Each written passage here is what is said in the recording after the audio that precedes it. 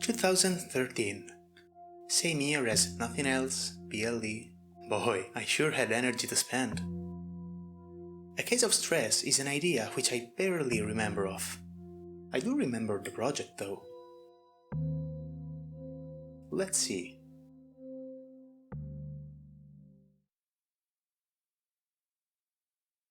This place is massive, proportions are all off. You can toggle pause with the Enter key. Space doesn't work, same goes for the E key. Must be Z. That person is still there, it's watching me.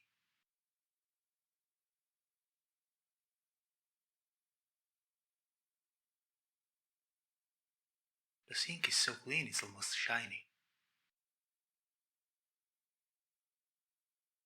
I'm not hungry. I'm eating late these days, and he knows it.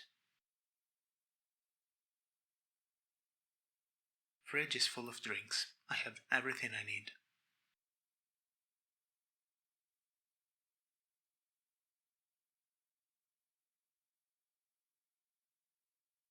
For some reason, this is the only line written in English. At night, there's no soul to be seen outside your home. You shouldn't be eating this late. It's bad for your health. Weird letter.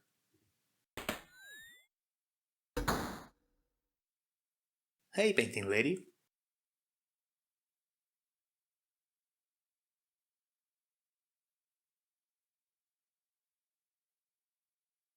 This painting is a present from an old friend.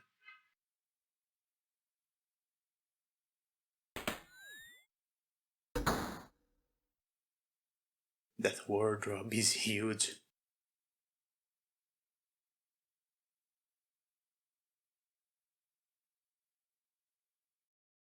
Do you want Raphael to sleep? Nope, it's still too early to sleep. Let's check outside.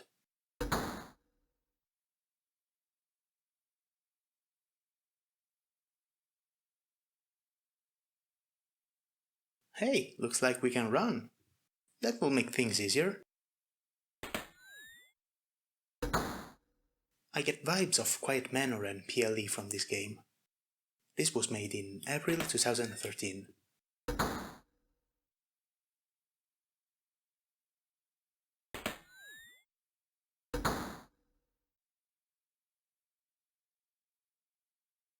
The old gramophone. It hasn't been used in years. I sure do love my old gramophones, huh?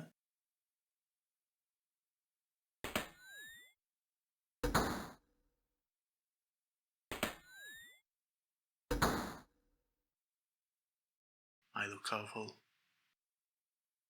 Raphael is clearly affected by the situation he's in. Okay, I think we've seen everything this portion has to offer. Time to get some sleep.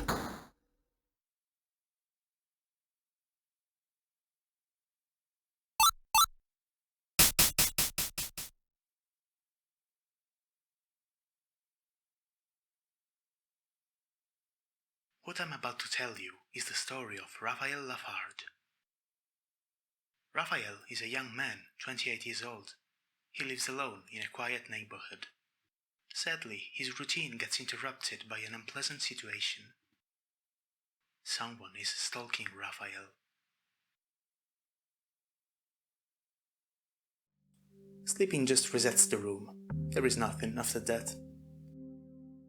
The cutscene we've seen after going to sleep should have been played before this section, I think.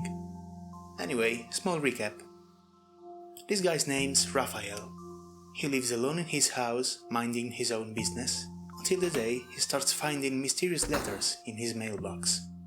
Someone's keeping an eye on him, but who and why? So, I ended up pressing a mysterious key and, as you can see, Raphael now holds a gun. More on that later, pinky promise. Meanwhile, we can go back to the project and see if there's something more. There's a lot of rooms and folders. Raphael House is the portion we just played. Utility Rooms is a folder containing things such as the letter and the Go to Sleep menu. Stuff like that has its own room in this project. It's something I did a lot back then. Anyway, Street Folder is what piques my interest right now. Let's check it out.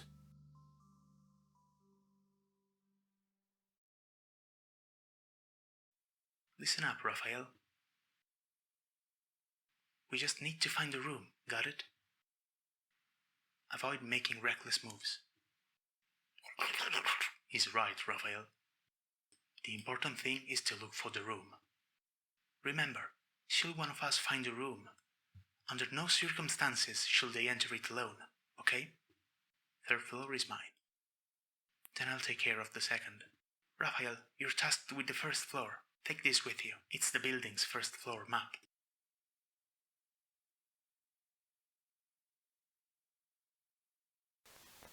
Interesting. Poe Hospital, huh? Really Silent Hillish, even more than Skylark Mansion. If I recall correctly, there should be something to do in this place. And here is the great gun come back. Got rid of it, God knows how. This eerie clock is not synchronized with the real time. I think it was meant to take part in some sort of puzzle. So, if memory serves me good, the hospital map gets updated whenever I interact with a door. It does. At least, it works whenever a door shows the "It's locked" text. I'm pretty sure it'll work with open doors too. Some doors are just invisible walls. As seen before, these ones won't update the map.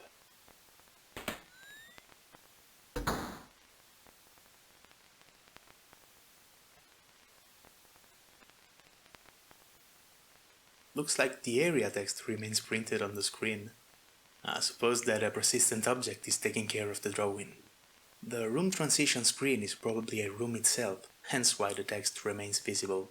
The drawing object simply draws the text at an absolute position instead of a relative one. Yes, the map keeps track of the open doors. Let's fill in our map.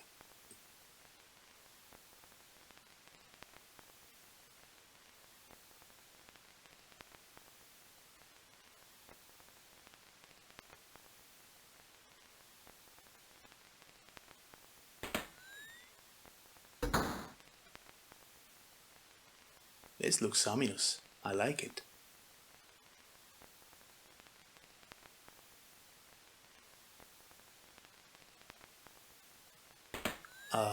Dining room? Okay, looks like some doors will take us to the wrong room. Still, the map does its job.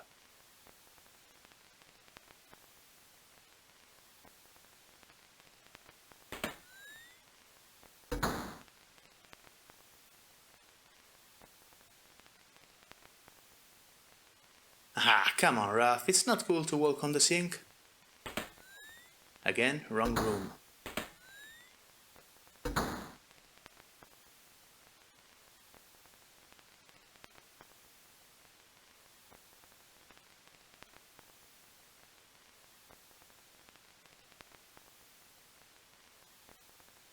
I'm keeping the office door for last, because I remember it working.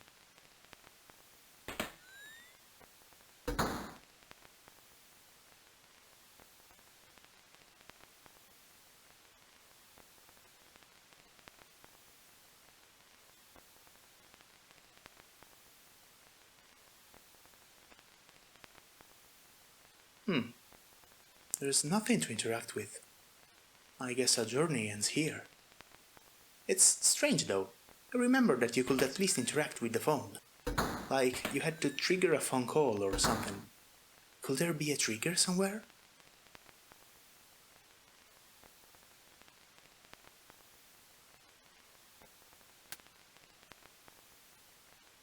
What was that?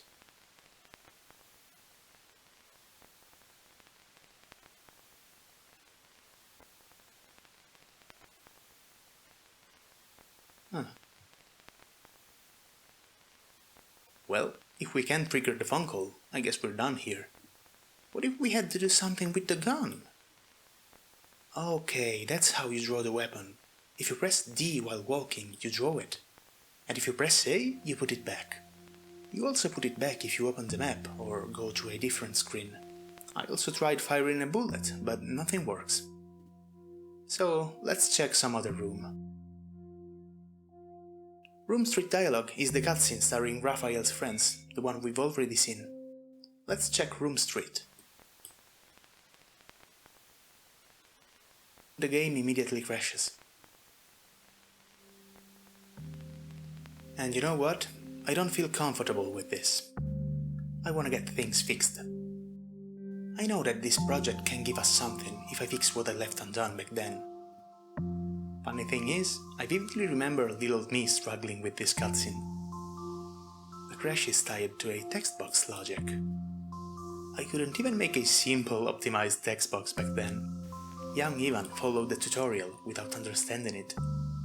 And that's why the game crashed. It's the first time I find myself completing what I couldn't do 11 years ago. Feels kind of refreshing. As I was saying, back then I couldn't figure out the logic behind custom scripts and arguments. String function were my arch nemesis, and really, snubbing a tool that powerful is like growing up avoiding vegetables. In short, don't be a young Ivan, eat your greens. Okay, I think it's fixed. It was a night like many others. Not for us though. We spent the last 2 days planning everything. The three of us would barge into Poe Hospital, ready to put an end to this crazy story. We were determined the room will be just a memory. Yeah, the room.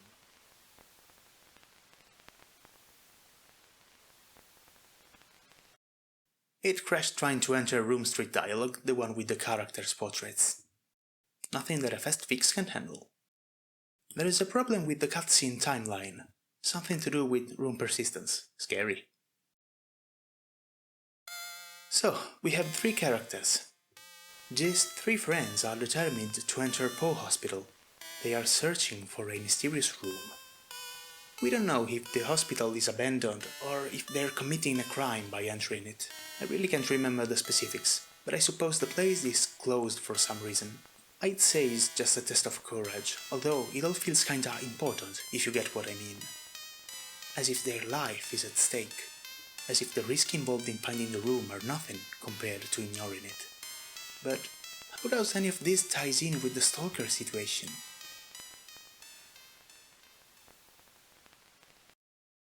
And we're back to the hospital. Again though, I remember a phone call. Time to delve into the project once more. Aha! You see that green square? That's the object used for interactions. This means that there is something to do with the phone. Could it be that the player cannot reach it? Huh, there's no code in it. Weird.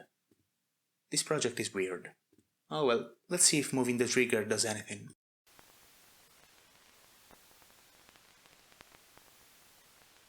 Wait. I think I just remembered something.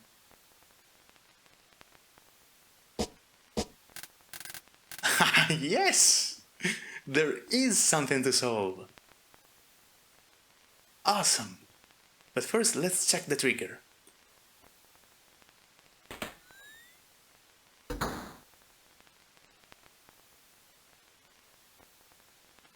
It doesn't work.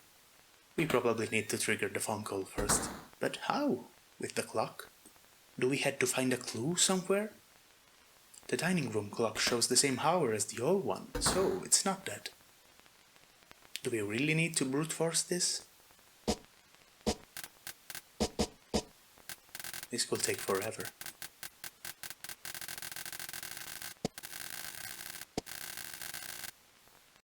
Okay, no, let's just check the project for clues.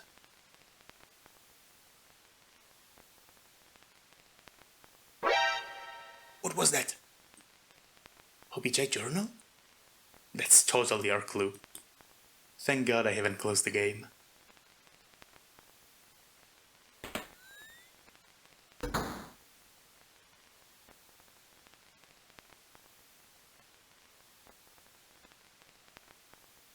No, don't crash! No! Remember kids, always check if an instance exists if you're meddling with it. All done.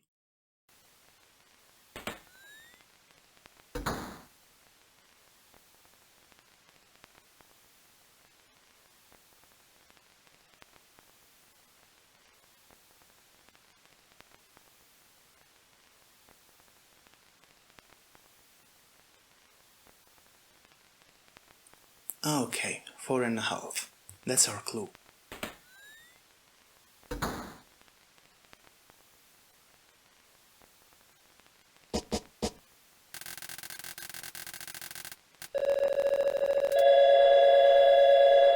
It worked, but our ears won't be the same anymore. Young even put a sound play in the step event without further checks. Classic.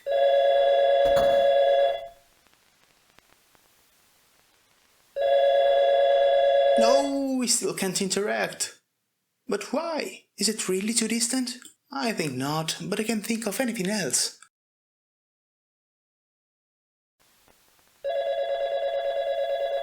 Nah, I knew it. It's not the distance. Commencing Operation Restore. I spent 1 hour checking a lot of stuff regarding room transition and interactions. I soon discovered that the logic behind this project is out of this world. Every interaction is scripted inside of objpg. When objpg is near to an instance of obj trigger number and the Z key is pressed, the interaction occurs. Thing is, the game does not have different triggers for every interaction. Instead, interacting with a certain trigger can give us different outcomes based on arbitrary rules. Let me make an example. If we're in Raphael's kitchen and we interact with obj trigger 1, we will get dialogue A. But if we interact with obj trigger 1 while in Raphael's bedroom, then we'll get dialogue B. Again, interacting with trigger 1 while we're in the hospital's office will result in dialogue C. To put it simple, there's a persistent controller object that keeps track of the area and room we're in. And that is the culprit. It does a bad job at keeping track of the room we're in. And when objpg tries to interact with the trigger, it also checks if he's in the right room.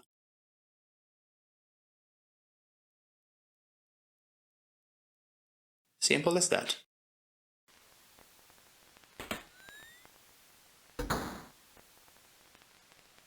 The phone does not work. Good news, the trigger works. Bad news, we get stuck in limbo after that. Commencing another round of Operation Restore. Player coordinates get saved every time we enter a screen such as pause, the map or interaction text. That kind of screen is a room of its own. When we enter one of those rooms, the persistent controller saves our player coordinates. When we're done with said rooms, we go back to the game and the player spawns at the stored position. The way these coordinates work is heavily hard-coded, so problems like these occur. I got lost in this messy spaghetti plate in ways I couldn't even imagine. But in the end, I was able to reverse engineer the beast. Young even owns me an hour of work. While trying to fix everything, I stumbled upon something pretty interesting. This room is called Room Begin. I don't remember it even a bit. By the look of it, I'd say it's the hospital entrance, although it does look a bit too surreal. I mean, look at that I'm scared arrow in the dark. This looks more like a sort of nightmare than a hospital entrance. After some other fixes that I won't stress you with, here we are with Room Begin.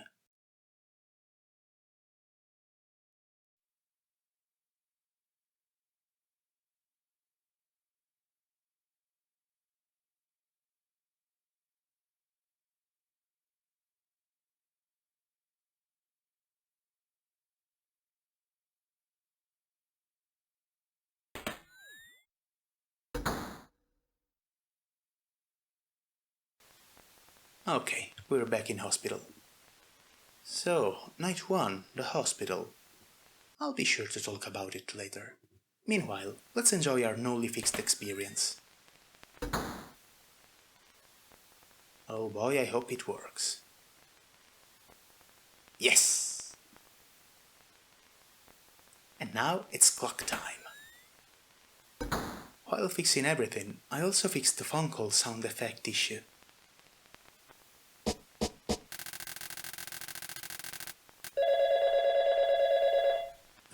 PLV phone ring. But Eagles come first, so... The phone is ringing. You were not supposed to enter, Raphael. You know you weren't supposed to. You were warned. Tonight, A's life will take an unpleasant turn. Ominous.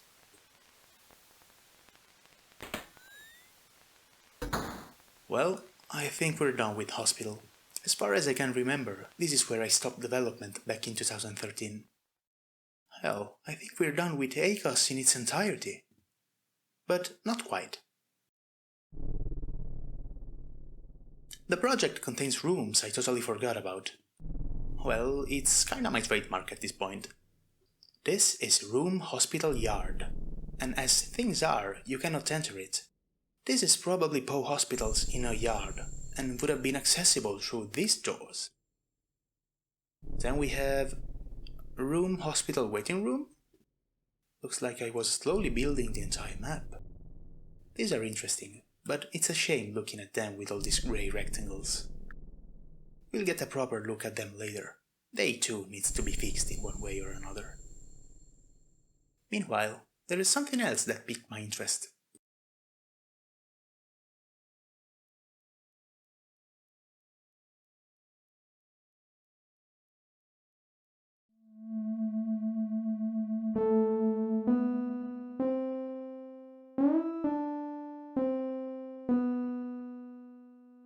I'm starting to think that if something has a sound or a music attached to it, then that I will probably remember. The memory of this screen and its music is something that hasn't left me to this day.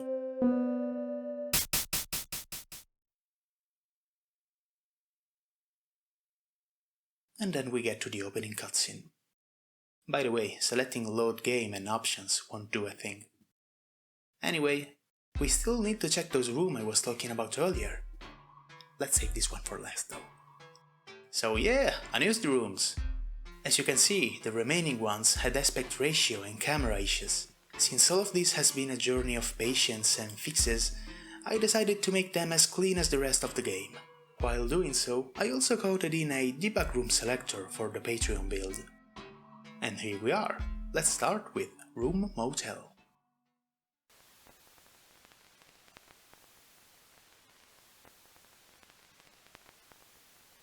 This motel would have been the place where Raphael would run to after all the stalking.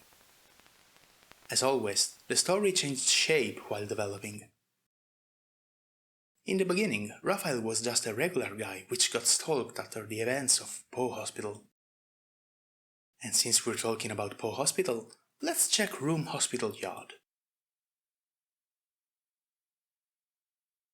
It's a shame that Poe Hospital was not completed. Maybe this is the most Silent Hillish thing I ever made. I don't think I had any idea about what the room mentioned in the cutscenes would contain. Raphael and his two friends clearly share a secret of sorts. I know I wrote down something back then, but the only thing I could find in my scavenger hunt were these documents. Some old Poe Hospital handwritten design and ideas. And some other stuff that needs to be translated.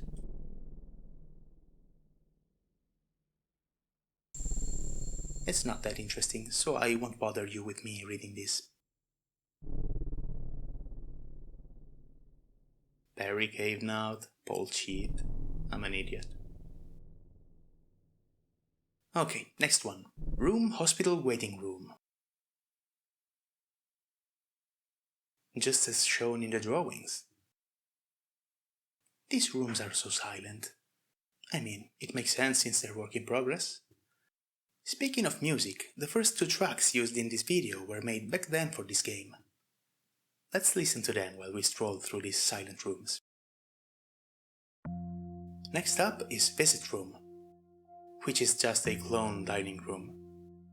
I probably use that as a base for every room. Next is Patient Room. I like this.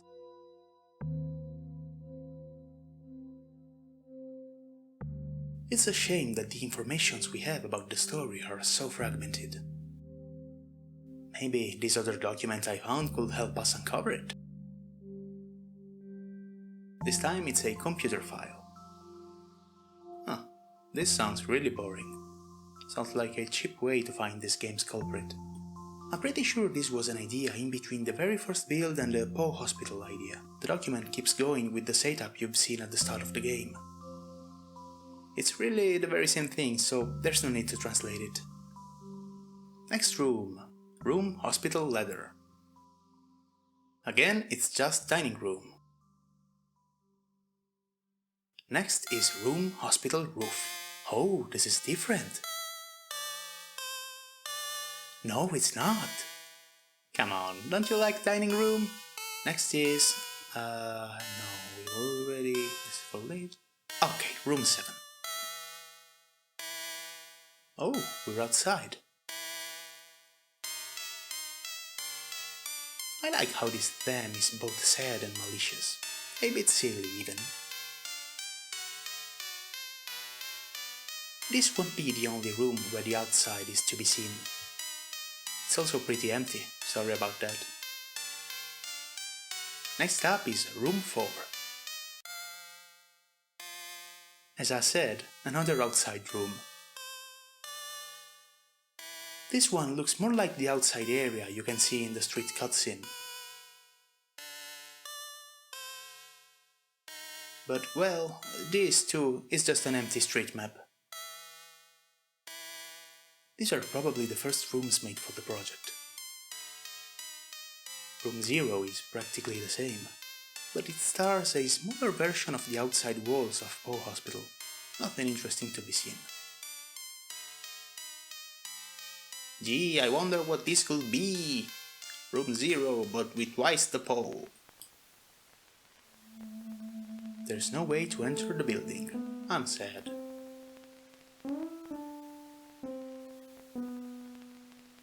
Okay, last room. Inside. Well, this is something.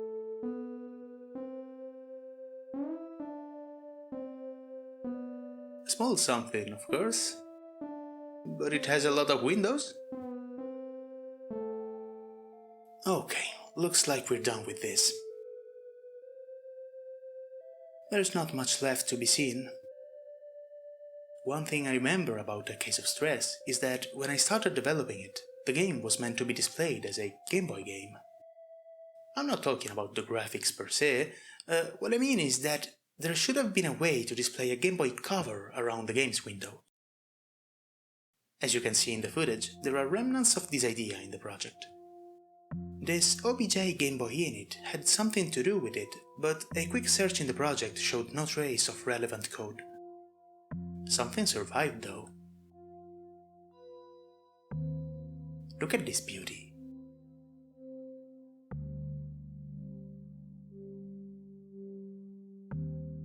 Still, no trace of this background in the code.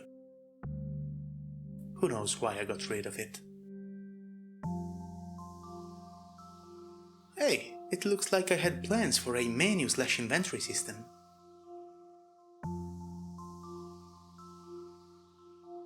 Also, this one was probably meant for a cutscene. I think this is Raphael's apartment.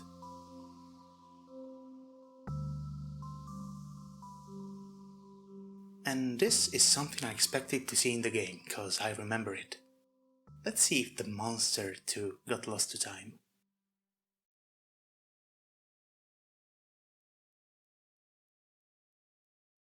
Gotcha! Will it work?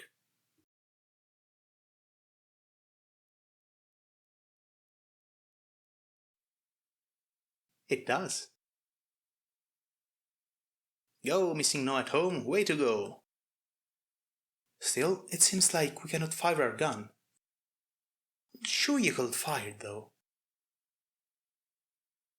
By the way, OBJ Mob 2 is the same thing, just not stuttery.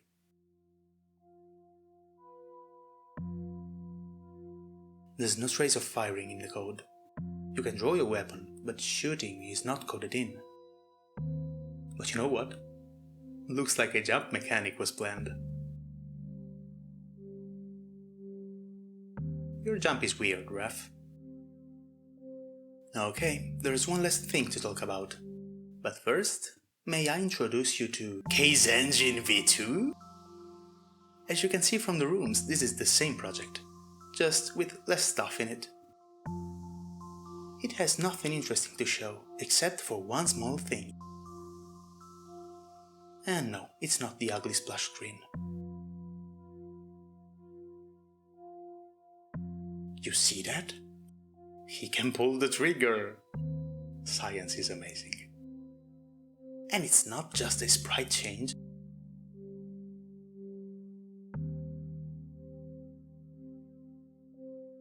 Come on.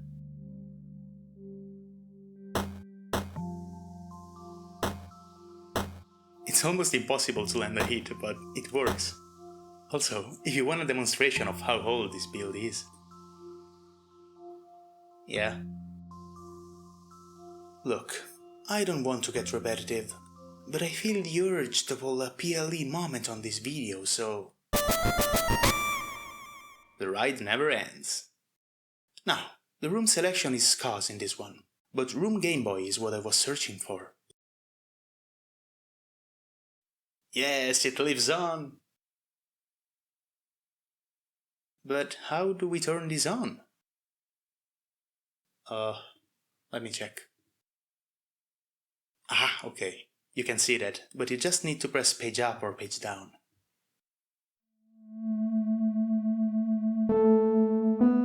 Take notes, young Ivan.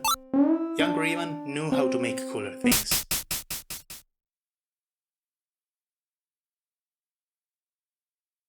Yes, this is much better. The presentation looks so cool with the Game Boy screen. I really like it. Aside from the fact that playing the game like this adds to the charm, it's the same game. I still had to make the letter screen. Or any screen at all. Nope, false alarm. It's just a different key binding.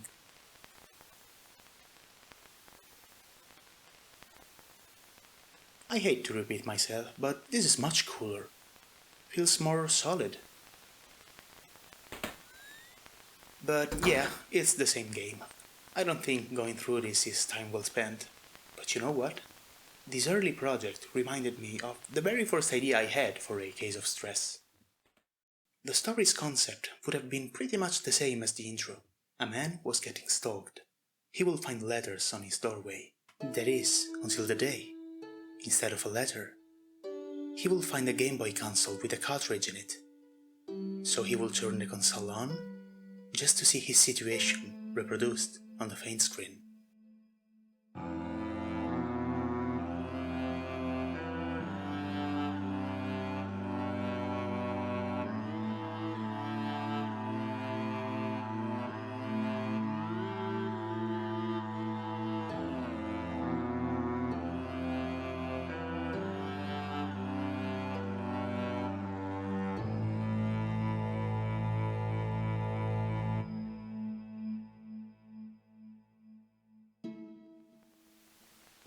The original idea for A Case of Stress was to have a split game.